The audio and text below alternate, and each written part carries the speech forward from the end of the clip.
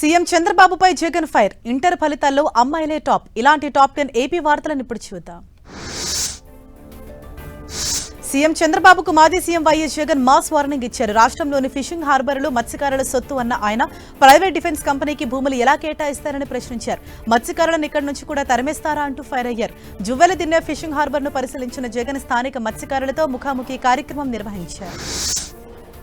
TDP high command polit bureau జాతీయ రాష్ట్ర కమిటీలను ప్రకటించింది. టీడీపీ వర్కింగ్ ప్రెసిడెంట్ గా లోకేష్ ను హైకమాండ్ నియమించింది. టీడీపీ ఏపీ అధ్యక్షుడిగా పల్లా శ్రీనివాస్ కొనసాగనున్నారు. 29 మందితో పొలిట్ బ్యూరో, 31 మందితో జాతీయ కమిటీని ప్రకటించింది హైకమాండ్. మొత్తం 185 మందితో రాష్ట్ర కమిటీ ఏర్పాటు చేసింది. తిరుపతి గొల్లవారికుంటలో నూతనంగా నిర్మించిన NTR cricket pavilion sports complex అకాడమీలను మంత్రి లోకేష్ ప్రారంభించారు. శాప్ తుడా సహకారంతో 10,10,00,000 రూపాయల నిధులు వెచ్చించి ఎన్టీఆర్ స్పోర్ట్స్ కాంప్లెక్స్ ను నిర్మించారు. దాంతోపాటు cricket, kabaddi, kho kho, volleyball, ball badminton, archery అకాడమీలను మంత్రి లోకేష్ ప్రారంభించారు.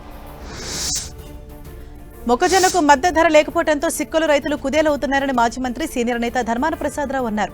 శ్రీకాకుళం రూరల్, గార మండలంలో బలివాడ, కొత్తూరు, అక్కుపల్లి గ్రామాలు పర్యటించిన ఆయన మొక్కజొన్న రైతులతో మాట్లాడారు. 80,000 ఎకరాలలో మొక్కజొన్న వేసిన రైతులు ఇవాళ అల్లాడిపోతున్నారన్నారు. జగన్ మాజీ సిపిఆర్ఓ పూడి శ్రీహరిని పోలీసులు అరెస్ట్ చేశారు. వైసీపీ అధినేత జగన్ సీఎంగా ఉన్నప్పుడు పూడి శ్రీహరి సిపిఆర్ఓగా పనిచేశారు. ప్రస్తుతం వైసీపీ మీడియా విభాగం ప్రధాన కార్యదర్శిగా వ్యవహరిస్తున్నారు. సీఎం చంద్రబాబుపై సోషల్ మీడియాలో వ్యతిరేకంగా శ్రీహరి పోస్టులు పెట్టించారనే ఆరోపణలపై పోలీసులు ఆయన్ని అరెస్ట్ చేసినట్లు తెలుస్తోంది. జగన్మోహన్ రెడ్డి చుట్టూ ఉన్న నాయకులను భయపెట్టాలని చూస్తే అది సాధ్యం కాదని, ఇప్పటికీ ప్రభుత్వం ముగింపు దశలో ఉందని మాజీ మంత్రి పేర్ని నాని అన్నారు. వైసీపీ నాయకుడు శ్రీహరిని అరెస్ట్ చేయడాన్ని తీవ్రంగా ఖండిస్తున్నామన్నారు. తప్పుడు కేసులు పెట్టి భయపడే ప్రయత్నాలు చేసినా వెనక్కి తగ్గేది లేదని పేర్ని నాని స్పష్టం చేశారు. రాష్ట్రంపై పులివెందుల ఎమ్మెల్యే చేసే కుట్రలను ప్రజలు అసహ్యించుకుంటున్నారని విజయవాడ ఎంపీ కేశినేని చిన్ని అన్నారు. ముత్యాలముగ్గు సినిమాలో రావు గోపాలరావు క్యారెక్టర్ కు చిడతలు వాయించే బ్యాచ్ లో వైసీపీ నేతలు జగన్ వద్ద తయారయ్యారని విమర్శించారు. బెజవాడ మున్సిపల్ ఎన్నికల్లో కార్పొరేటర్ గా పోటీ చేసినా అవినాష్ గెలవలేడన్నారు. ఏపీలో ఇంటర్మీడియట్ ఫలితాలు విడుదలయ్యాయి. విద్యాశాఖ మంత్రి లోకేష్ ఇంటర్ ఫలితాలు విడుదల చేశారు.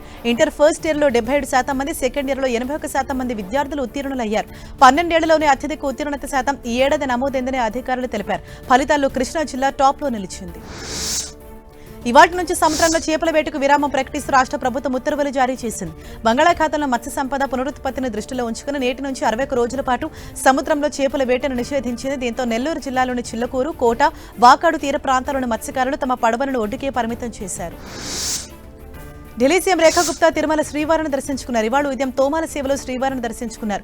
మరోవైపు మాజీ మహిళా క్రికెటర్ మిథాలీరాజ్, బాలీవుడ్ నటుడు సోను సూద్, బ్యాడ్మింటన్ ప్లేయర్ కిదాంబి శ్రీకాంత్ సైతం సుప్రభాత సేవలో శ్రీవారిని దర్శించుకున్నారు.